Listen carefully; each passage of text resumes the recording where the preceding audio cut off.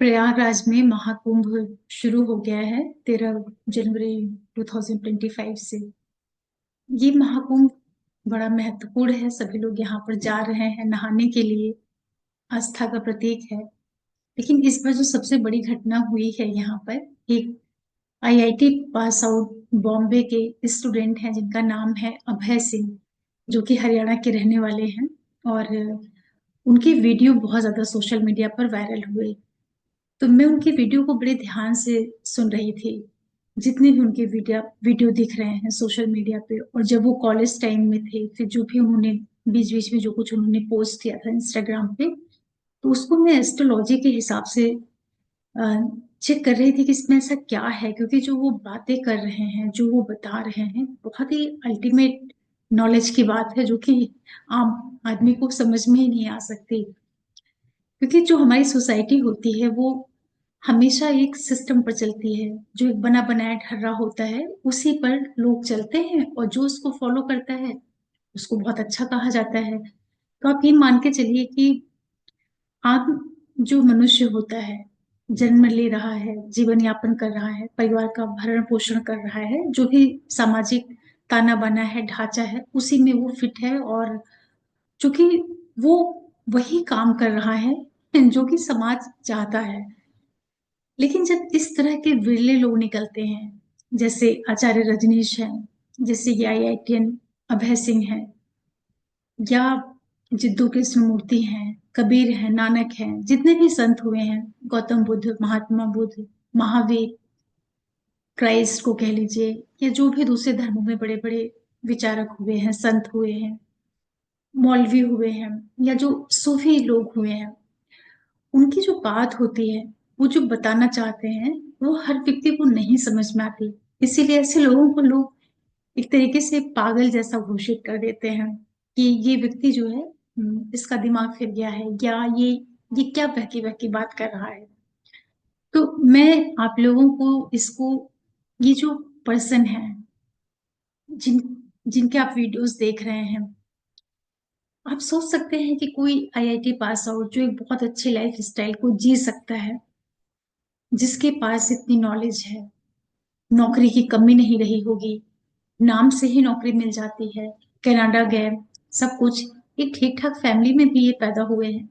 ठीक है, इन्होंने जो अपना बैकग्राउंड बताया है कि पेरेंट्स में लड़ाई होती थी, आम घरों में होता है, कोई बहुत बड़ी घटना नहीं है ये। इतनी चीजों को अचीव करके और उसको छोड़ना क्या कोई सामान्य आदमी कर सकता है? आम इंसान तो इसी चीजों के पीछे ही भागता है ना। एक ग्रह बदल जाता है तो हर व्यक्ति परेशान हो जाता है, इसका क्या प्रभाव पड़ेगा हमारे जीवन के ऊपर। और ऐसे भी लोग होते हैं जिनको कोई फर्क नहीं पड़ता। मतलब कि वो कितने नॉलेजेबल पर्सन है, मतलब उन्हें लाइफ किस हद तक समझ में आ गई है, ट्रुथ को वो किस तरीके से समझ रहे हैं। तो मैं अभय सिंह की वीडियो को देख रही थी तो मुझे यही लग रहा था। हालांकि इनके चार्ट को मैंने बहुत ढूंढा, गूगल में बहुत ढूंढा कि कहीं से इनकी कुछ बर्थ डिटेल मिल जाए, तो बर्थ डिटेल तो नहीं मिल पाई। लेकिन एक छोटा सा एक स्क्रीनशॉट मैंने लिया जिसमें इनके हॉरोस्कोप के बारे में है। अब पता नहीं वो सही है कि गलत है, क्योंकि उसमें डेट भी नहीं दिखा रहा, सिर्फ एक साइड में प्लैनेट्स लिखे हुए थे और उसमें प्लैनेट की डिग्री लिखी हुई थी। तो मैं आप लोगों को थोड़ा सा बता देना चाहती हूँ कि इनके जो प्लैनेट्स हैं उनकी क्या पोजीशन उसमें दिखा रहे हैं। जैसे इनका सन लिखा हुआ है, सन के आगे एक्वेरियस लिखा था। अभी सही है या नहीं है ये तो मैं नहीं जानती हूँ, लेकिन फिर भी इन प्लैनेट के बेसिस पे जितना मुझे समझ में आ रहा है मैं आपको एक्सप्लेन कर सकती हूँ। इनका सन एक्वेरियस में है, 16 डिग्री 57 मिनट का। देखिए, एक्वेरियस मतलब कि वायु तत्व राशि 3 7 11। यहाँ पर ये जो सूर्य है ये पुष्करांश में है, क्योंकि छठे नवांश में है। मून इनका दिखा रहा है स्कॉर्पियो में 8 डिग्री का, 8 डिग्री और 12 मिनट का। अब देखिए, मून भी जो है स्कॉर्पियो में पुष्करांश में चला गया, क्योंकि ये तीसरे नवांश में है। मरकरी कैप्रिकॉर्न में 14 डिग्री का दिखा रहा है, 14.09 का। अब मर कैप्रिकॉर्न मतलब कि 2 6 10, यहाँ पर तीसरे और पांचवें नवांश में जब कोई प्लेनेट होता है तो पुष्करांश में चला जाता है। मरकरी भी इनका पुष्करांश में। वीनस के आगे जो डिग्री लिखी हुई थी बड़ी कंफ्यूजिंग है, उसमें 45.03 इस तरह से लिखा था, तो मैं उसको नहीं, उसके बारे में कोई चर्चा नहीं करना चाहूंगी। फिर मार्स में लिखा हुआ है लियो के आगे 01.07। अब ये 159 जो राशियां होती हैं, पहला नमाज मेष, तो मंगल इनका वर्गोत्तम हो गया। सेकंड की डिग्री एक्वेरियस में लिखी हुई थी 09.60। तो सैटर्न और सूर्य दोनों इनके कुंभ राशि में दिखा रहा। मुझे जो समझ, राहु केतु के बारे में नहीं, उसमें कुछ भी था। बाकी प्लूटो और दूसरे जो प्लैनेट्स थे उनकी डिटेल्स दी हुई थी। अब ये सही है या गलत है बर्थ चार्ट नहीं पता, लेकिन जो इनका मून है स्कॉर्पियो में 8 डिग्री के आसपास, 8 डिग्री और 12 मिनट का, ये वृश्चिक का मून जो इनकी लाइफ है, जैसे ये बात करते हैं, जिस तरीके से इनके अंदर मोह माया, लगाव, अफेक्शन, मतलब टोटली विरक्त है मदर से, फादर से, फैमिली से कोई अटैचमेंट नहीं। ये स्कॉर्पियो का मून बता रहा है कि हाँ, ऐसा नेचर इनका हो सकता है। चीजों को इतने डेप्थ में जा करके, आध्यात्म के जो बहुत गूढ़ गूढ़ रहस्य हैं उसको इन्होंने बताया। एक इनका मैं ग्राफ देख रही थी, एक जगह इन्होंने लाइन से लिखा हुआ है 0, फिर बीच में कुछ उसमें नंबर्स डाले हुए हैं, फिर दूसरी तरफ इनफाइनाइट का सिंबल दिया हुआ है कि आप अपने आप को बीच में मानते हैं, इसलिए आप सत्य को नहीं जान पाते। या तो आप अनंत हो जाइए या आप शून्य में चले जाइए। तो वो चीज मुझे इनकी इतनी अच्छी लगी। ये जो अभय सिंह है, ये वास्तव में, ये जो ये सृष्टि है हमारी, जो ईश्वर है, मोक्ष है, आध्यात्म है, जितना इन्होंने इतने विषयों का ज्ञान अर्जित किया है, ये वाकई में बहुत तत्वज्ञानी है। कि जिसको कहते हैं ना कि लिबरेशन, जो ये बात बात पे हंसते हैं, महादेव जानते हैं, औघड़ की तरह दिख रहे हैं, रुद्राक्ष पहने हैं, गले में और भी कुछ इन्होंने धारण कर रखा हुआ है जो कि शमशान के तांत्रिक वगैरह रखते हैं। जो इनका बाहरी हुलिया है वो बड़ा अलग है, जिसको आप कह सकते हैं कि उसको आप उतना महत्व नहीं देंगे या कह देंगे कि आप औघड़ हैं, सन्यासी हैं। आप इनके बाहरी पहनावे पर, इनके कद काठी पर, इनका जो बाहरी व्यक्तित्व आज है, फैले हुए बाल हैं, एक सन्यासी के भेष में, कोई परवाह नहीं, अपने आप में मस्त, दुनिया से कोई मतलब नहीं। और अभी तो आज पता चला कि वो कुंभ से गायब भी हो गए, मतलब ऐसा मीडिया में आ रहा है कि वो कहाँ है पता ही नहीं। आप समझ सकते हैं ना कि जो एक व्यक्ति इतनी सक्सेस को अचीव करता है और सारी चीजों को इतनी सहजता से छोड़ सकता है, इनको कितनी फेम मिली है 4 दिन के अंदर, उसको भी छोड़ के ये आगे बढ़ गए। मतलब इन्हें कुछ चाहिए ही नहीं, जैसे इन्होंने बोला ना कि मैं कुछ नहीं होना चाहता, मैं शून्य हूँ, मैं कुछ भी नहीं हूँ। तो इनकी ये जो नॉलेज है, ये जो इनका सोचने का इनका जो तरीका है, ये सत्य को बिल्कुल, इस सत्य को जी रहे हैं। सत्य इनके भीतर है, ये सत्य से बिल्कुल, जिसको कहते हैं ना कि अद्वैत की स्थिति, उस चीज तक, उस पॉइंट तक ये पहुंचे हुए व्यक्ति हैं। इनको आप ढोंगी नहीं कह सकते, इनको आप लालची नहीं कह सकते, इनको नेम फेम की प्रसिद्धि चाहिए ये नहीं कह सकते, धन दौलत, मोह माया, संसार, इनको कुछ नहीं चाहिए। मैं तो एक एस्ट्रोलॉजर हूँ और बहुत चार्ट देखती हूँ, लोगों से मिलती हूँ। कोई भी व्यक्ति अंदर से कैसा है, उसका सबकॉन्शियस माइंड कैसा है, वो इंसान कैसा है, मैं तो उसको देख के, उसके बात करने के तरीके से, उसके चार्ट को देख के सब कुछ एनालाइज कर लेती हूँ। एक ऐसा व्यक्ति जिसको मैं जानती नहीं, सिर्फ मैंने मीडिया पे देखा, उनकी बातें सुनी और बहुत कोशिश की कि उनका मुझे कहीं से डिटेल मिल जाए, नहीं मिल पाया। बस एक छोटी सी नॉलेज, ये स्क्रीनशॉट मैंने लिया। पता नहीं वो भी सही है कि नहीं है, लेकिन जो इनकी स्थिति है उससे मैं ये समझ सकती हूँ कि इनका जो चंद्रमा है वो 100% वृश्चिक का ही होगा, जो इनको इतना इतना डिटेच कर रहा है, इतना गहराई में लेके जा रहा है। इनका केतु बहुत अच्छा होगा, इनका गुरु बहुत अच्छा होगा, इनका बुध, इनका आत्मा कारक सूर्य भी बहुत अच्छा होगा। मतलब कि व्यक्ति के अंदर अथाह ज्ञान है, हर विषय का उनके पास ज्ञान है। टेक्नोलॉजी में जाना, आईआईटी क्लियर करना, आर्ट, पेंटिंग, ड्राइंग, फिलॉसफी के विषय पढ़ना, संत महात्माओं का अध्ययन करना, मतलब ऐसा कुछ है ही नहीं जो इनसे छूटा हुआ हो। छूटा है कुछ तो सिर्फ एक चीज, परिवार, विवाह, प्रेम, दाम्पत्य, धन, संपत्ति, वैभव, सारी वो चीजें, सारी वो पैरामीटर्स जो दुनिया देखती है, जो समाज देखता है, वो चीजें इनके जीवन में नहीं है, लेकिन इनको कोई फर्क नहीं पड़ रहा। इनके जीवन में सारी वो चीजें हैं जो आम व्यक्ति समझ ही नहीं सकता कि इस चीज में क्या आनंद है, क्या खुशी है, इस वैराग्य में, इस डिटैचमेंट में, इस अल्टीमेट ट्रुथ को जानने में क्या तृप्ति है, क्या शांति है। इसको सामान्य व्यक्ति नहीं समझ सकता है, धार्मिक व्यक्ति भी नहीं समझ सकता है। ये आध्यात्म की चीज है। जब व्यक्ति अपने अस्तित्व को, अपने होने को जानना चाहता है कि वो है क्या, ये मन क्या है, बुद्धि क्या है, चित्त क्या है, अहंकार क्या है, द्वैत, अद्वैत, गीता का ज्ञान, हर चीज इन्होंने पढ़ी, हर चीज सीखा, कितने गुरुओं के पास गए, और ये सारा कुछ जान के, सीख के, इनको वही समझ सकता है जिसमें खुद भी इस चीज की लालसा होगी। तो मैं जितना समझ पाई हूँ, ये पर्सन वाकई में बहुत, मतलब से ईश्वर अपने को कहीं दिख नहीं रहा है, लेकिन हाँ, ईश्वर कहीं होता होगा तो ऐसा ही होता होगा, ऐसे ही मोह से मुक्त होता होगा, विरागी रहता होगा, उसमें कोई अटैचमेंट नहीं होगा, न्यूट्रल होगा, किसी के लिए राग द्वेष नहीं होगा, पाना नहीं है उसको, छोड़ना नहीं है, जहां है वहीं वो पूर्ण है, कुछ कमी नहीं है उसके भीतर। तो ये एक ऐसा विषय है, मेरे जो दर्शक हैं, जो मेरे एस्ट्रोलॉजी के वीडियोस देखते हैं, मुझे लगा कि मैं उनसे थोड़ा सा हटके इस विषय पर बात करूं।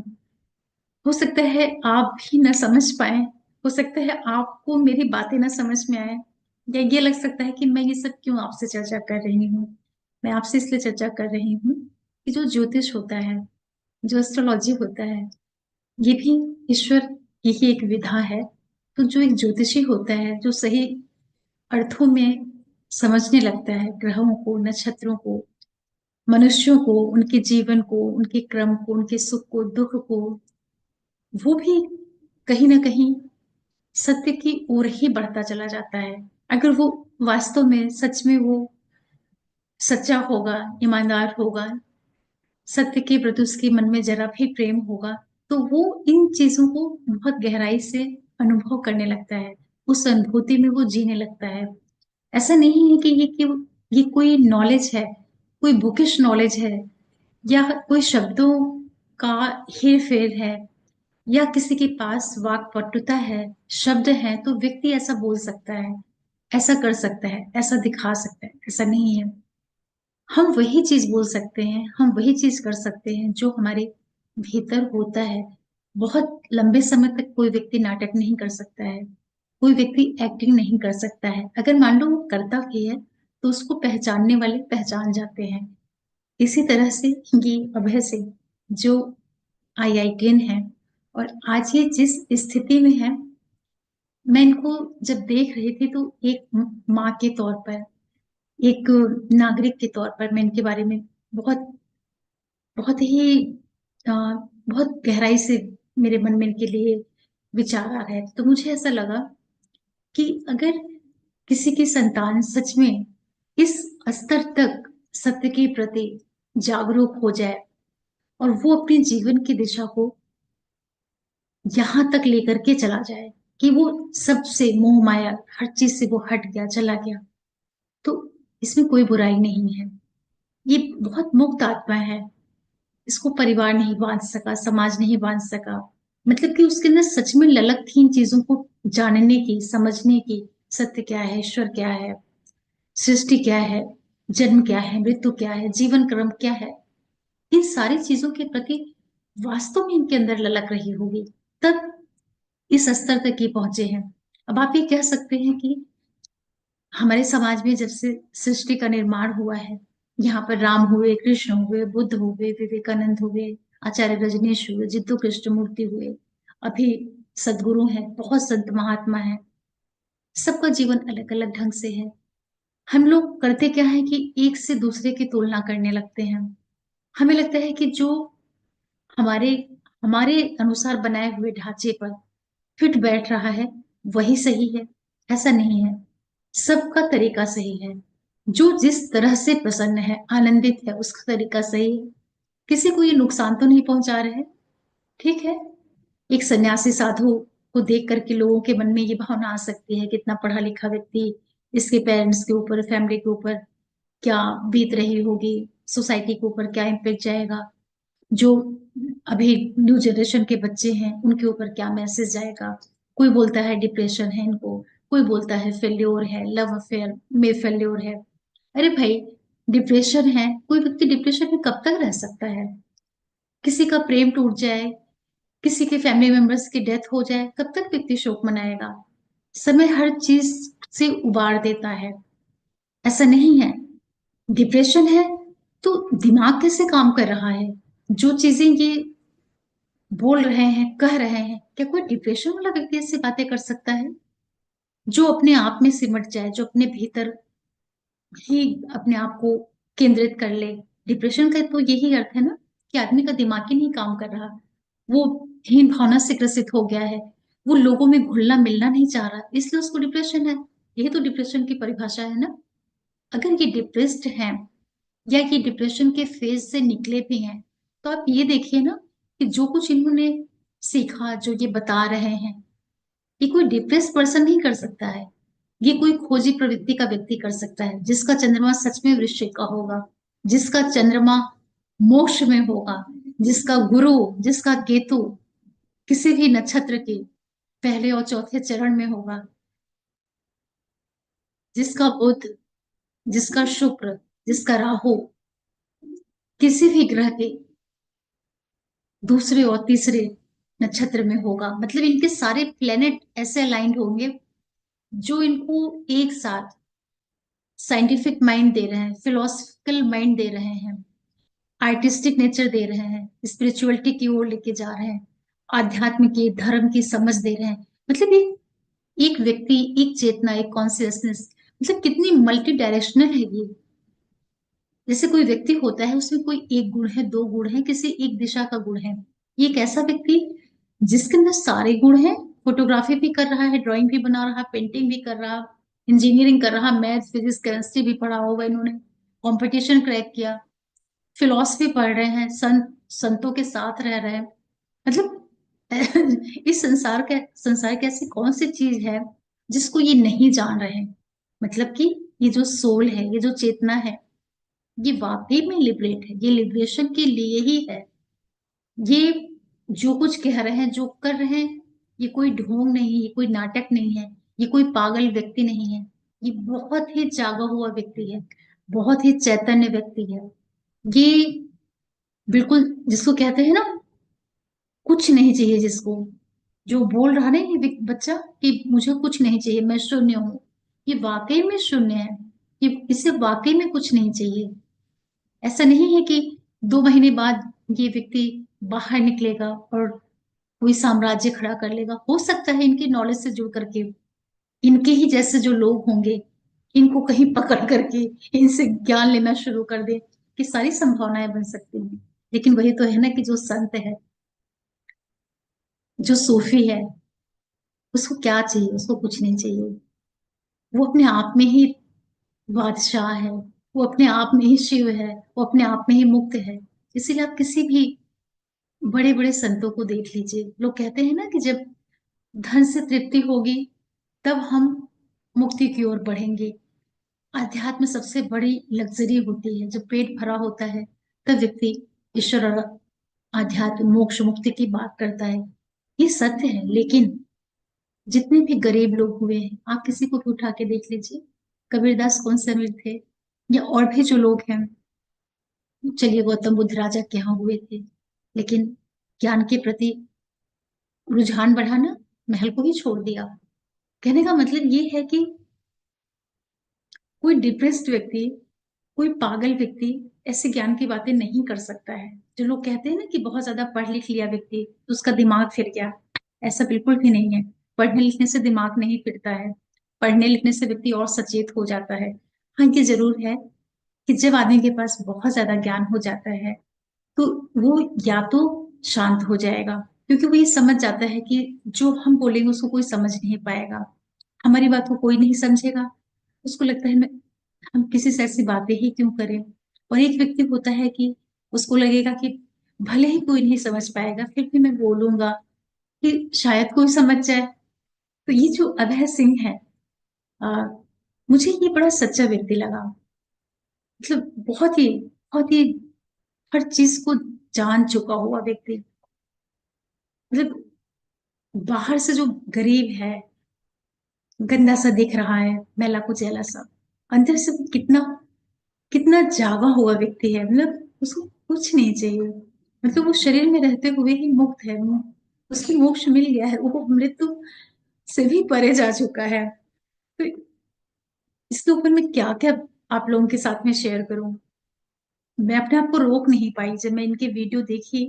तो पूरा मैं जितना मेरे से बन पड़ा, इंस्टाग्राम पे जो कॉलेज के टाइम के वीडियोस थे वो भी मैंने देखा। क्योंकि कोई भी व्यक्ति होता है तो उसका उसके जीवन का एक क्रम होता है, उसके जीवन का क्रम होता है, उसके अनुसार उसका विकास होता है। लेकिन ये सही है कि जो चेतना होती है उसमें जो हर व्यक्ति देखा जाए तो चेतना के स्तर पर एक ही है। और ये चूंकि साइंस के स्टूडेंट है तो इनका बताने का तरीका भी बड़ा अच्छा साइंटिफिक है, तो इसको जो लोग साइंस को समझते हैं वो और इसलिए चीजों को कोरिलेट कर पाएंगे। देखिए परिस्थितियां तो सबके लिए एक जैसी नहीं होती है ना। जैसे लोगों का मानना होगा कि घर का माहौल अच्छा नहीं था इसलिए बच्चा ऐसा हो गया, नहीं ऐसा नहीं है। एक एक से कीचड़ में भी कमल खिलता है। डिप्रेशन घर के माहौल से नहीं आता है। अगर व्यक्ति का मन मजबूत है, वो जिज्ञासु है चीजों को जानने के लिए, वो चला जाएगा उस दिशा में। तो अभय सिंह ये जो IITian है, इन्होंने सब कुछ प्राप्त किया और सब कुछ छोड़ दिया। और बड़ी खुशी हो रही है कि हम लोग के देश में इतने इतने अच्छे अच्छे लोग भी पैदा हो रहे हैं। दुनिया जिसके पीछे भाग रही है, लोग उसको पाके ठुकरा दे रहे हैं।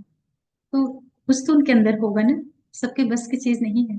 लोग तो नाम के लिए, प्रसिद्धि के लिए, पद के लिए, पॉलिटिकल पावर के लिए, पोजीशन के लिए, पोस्ट के लिए, धन के लिए, अच्छे घर मकान गाड़ी के लिए, फैमिली के लिए, पति पत्नी के लिए, बच्चों के लिए, इसी के लिए मरे जा रहे हैं। और ऐसे भी लोग हैं जिनको इन सब से कोई लेना देना ही नहीं है। तो ये लोग पागल नहीं, ये सच में चैतन्य है, सजग है।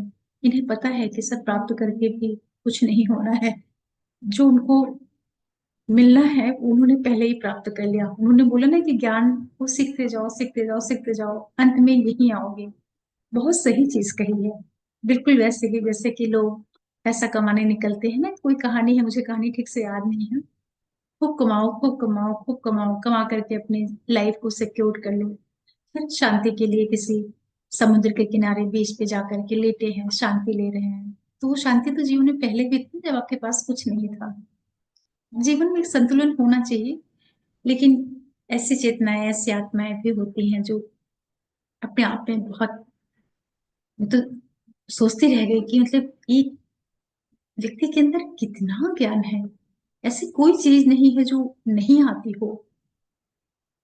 और कितना प्रसन्न चित, अभी ही नहीं कि नॉलेज के बाद ये इस तरह के हो गए। कॉलेज टाइम के भी आप इनके इंस्टा पे वीडियो देखिए, हर चीज को सोचना, बहुत गहराई से सोचना, और सोचने के बाद बताना, बताने के बाद हंसना। ये जो हंसी है, ये बड़ी सच्ची हंसी है। ये बनावटी, ये एक्टिंग वाली हंसी नहीं है। आशा कर रही हूँ कि आज का जो मेरा ये वीडियो है, मेरे जो भी दर्शक थोड़ा बहुत भी ईश्वर से, आध्यात्म से जुड़े हुए होंगे, केवल ज्योतिष या अपने जीवन तक ही नहीं सीमित होंगे, उनको ये वीडियो उस समझ में आया होगा मैं क्या कहना चाह रही हूँ, आपसे क्या शेयर करना चाह रही हूँ। आप मेरे मन की भावना को समझ पाए होंगे। क्योंकि मैं एस्ट्रोलॉजर हूँ, लेकिन ये ज्योतिष मेरा काम है, विषय है। लेकिन मुझे ऐसा लगता है कि विरक्ति जो होती है ना, ये दुख से नहीं आती है। लोग सोचते हैं कि विरक्ति, डिटैचमेंट हमेशा दुख से ही आता है। ये व्यक्ति के अंदर से कई बार पैदा होता है। और हो सकता है कई जन्म होता होगा, आदमी साधना करता होगा, ईश्वर के पद पर बढ़ा होगा, कि किसी जन्म में आकर के उसको अपने आप ही ज्ञान समझ में आने लगता है।